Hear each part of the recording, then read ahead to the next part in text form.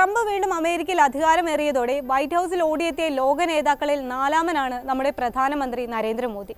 Israel പ്രധാനമന്ത്രി Benjamin Netanyahu, Japan പ്രധാനമന്ത്രി Shigeru Ishiba, Jordan രാജാവ് അബ്ദുള്ള രണ്ടാമൻ എന്നിവരാണ് മോദിക്ക് മുന്നേ വാഷിംഗ്ടണിൽ കാലുകുത്തിയത്. ഉറ്റമിത്രമെന്ന് എപ്പോഴും വിശേഷിപ്പിക്കാറുള്ള ട്രംപിനെ മാത്രമല്ല, തെരഞ്ഞെടുപ്പ് യുദ്ധം തൊട്ട് അദ്ദേഹത്തിന്റെ വലങ്കൈയായി കൂടെയുള്ള ഇലോൺ മസ്കിനെയും പ്രത്യേകം കാണാനും സൗഹൃദം പുതുക്കാനും പ്രധാനമന്ത്രി മറന്നില്ല. F-35 യുദ്ധവിമാനം ഉൾപ്പെടുന്ന പ്രതിരോധ കരാറും വ്യാപാര നയതന്ത്ര ബന്ധം ശക്തമാക്കുമെന്ന ദൃഢപ്രതിജ്ഞയും എടുത്തായിരുന്നു മോദിയുടെ മടക്കം.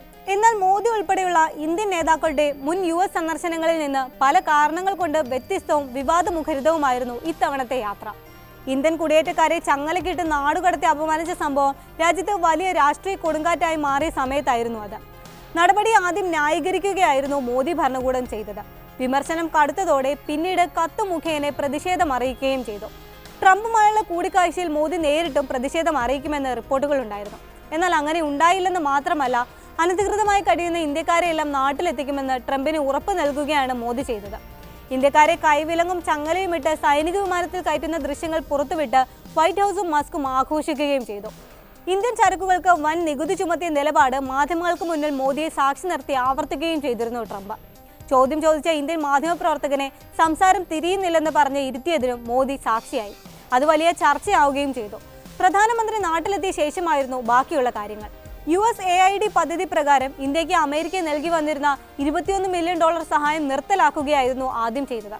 മസ്കിന്റെ നേതൃത്വത്തിലുള്ള ഗവൺമെന്റ് എഫിഷ്യൻസി വകുപ്പിന്റെ അല്ലെങ്കിൽ ഡോഡ്ജിന്റെ നിർദ്ദേശപ്രകാരമായിരുന്നു നടപടി. ഇതിനുശേഷം ഇന്ത്യക്കെതിരെ നിരന്തരം വിമർശനം ഉയർത്തുകയാണ് ട്രംപും മസ്കും.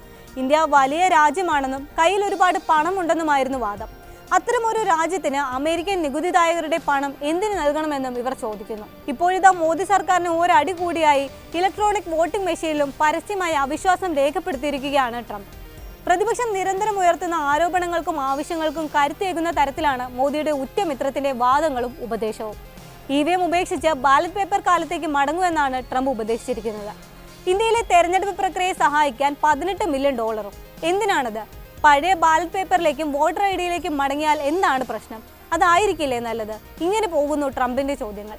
ഇന്ത്യ അമേരിക്കയെ മുതലെടുക്കുകയാണെന്നും അദ്ദേഹം ആക്ഷേപിക്കുന്നുണ്ട്. തെരഞ്ഞെടുപ്പ് നടത്താൻ വേണ്ടിയാണ് നമ്മൾ ഇന്ത്യക്ക് പണം നൽകുന്നത്.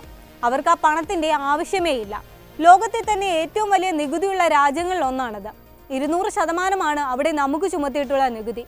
എന്നിട്ട് അവരുടെ തെരഞ്ഞെടുപ്പിനെ സഹായിക്കാൻ നമ്മൾ കണക്കില്ലാതെ പണവും നൽകുകയാണെന്നും ട്രംപ് കുറ്റപ്പെടുത്തുന്നുണ്ട്. ട്രംപിന്റെ കടുത്ത നടപടികൾക്കും പരാമർശങ്ങൾക്കും കൃത്യമായ മറുപടി പറയാതെ വിഷയം വഴിതിരിച്ചു വിടുകയായിരുന്നു പക്ഷേ വിദേശകാര്യമന്ത്രി S ജയശങ്കർ ചെയ്തത്. ട്രംപ് ഭരണകൂടം പുറത്തു കൊണ്ടുവന്ന വിവരങ്ങൾ ആശങ്കപ്പെടുത്തുന്നതാണെന്നും അതേക്കുറിച്ച് സർക്കാർ അന്വേഷണം നടത്തുമെന്നുമാണ് കഴിഞ്ഞ ദിവസം വിദേശകാര്യമന്ത്രി പ്രതികരിച്ചത്.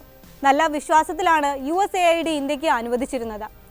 എന്നാൽ ദുരുദ്ദേശത്തോടെയുള്ള പ്രവർത്തനങ്ങൾ ഇവിടെ നടക്കുന്നുണ്ടെന്ന സൂചനയാണ് അമേരിക്ക നൽകുന്നത്.